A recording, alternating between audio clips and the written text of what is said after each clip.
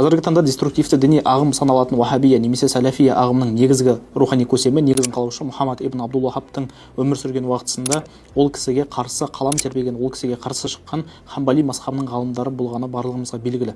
Ол ғалымдар өздерінің еңбектерінде уахабия ағымына қарсы өте көп қарсы аргументациялар келтірген, ол ағымның дұрыс еместігін, олардың діни сенімдерінің, идеологияларының Құран мен сүннетке, шариғатқа сай келмейтіндігін жазған. Солардың ішінде ең бірінші қалам тербеген бұл Мұхаммад ибн Абдул-Вахабтың ағасы Сулейман ибн Абдул-Вахаб.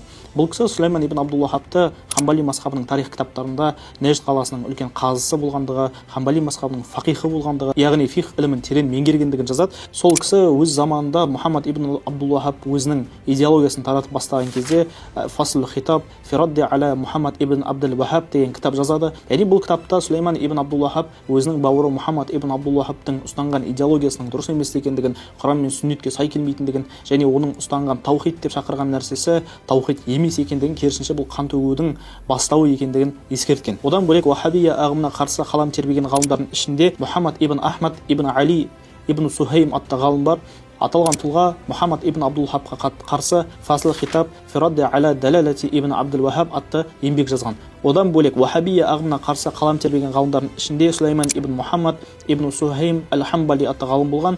Одан бөлек хижри санау бойынша 1100 және 1164 жылдар аралығында өмір сүрген Мұхаммад ибн Абдурахман ибн Ғафалик аль-Хамбали атты ғалым болғандығы баяндалады. Бұл кісі де Хамбали мазхабынан болған. Бұл кісінің Тахаккум аль-Муқаллидин биман идда'a тадждид ад-дин атты кітабы болған. Одан бөлек Абдулла ибн Иса аль-Муайси атты ғалым болған. Бұл ғалым да өз заманында уахабия ағымына қарсы қалам тербеген, өзге ғалымдарды бұл ағымнан бас тартуға және бұл ағымды қолдамауға шақырған, үндеген. Нәтижесінде Мұхаммад ибн Абдул-Вахаб аталған ғалымды ізбасарларын жіберу арқылы тірілей өртеп жібергендігі айтылады.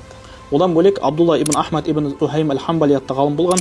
Ол кісі Хамбали мазхабын ұстанған және уахабилік бағыттағы такфир мәселесінде, яғни мұсылмандарды күпірлікке айыптаушыларға, такфирлерге қарсы кітаптар жазған, оларды тәубе етуге шақырған. Сонымен қатар Мұхаммад ибн Абдулла ибн Файруз аль-Ахсаи атты ғалым болған. Сол уақытта өмір сүрген ғалымдар осы Мұхаммад ибн Абдулла ибн Файруз аль-Ахсаидің пікіріне тоқтап, сол кісінің айтқан сөздерімен, бұл кісінің білімімен санасатын болған. Ғалымның уахабия ағымына қарсы жазған Ар-Рисала аль-Мардия фи радди аля аль-Вахабия деген еңбегі бар. Байқап қарасақ, аталған ғалымдардың барлығы да өз кітаптарында аль-Вахабия деген сөзді қолданған. Демек, сол уақытта Мұхаммад ибн Абдул-Вахабтың банағы дағуаты пайда болған уақытта да оның ізбасарларын уахабия деп атағандығы және бұл ғалымдар тарапынан қойылған термин екендігі айқындалады.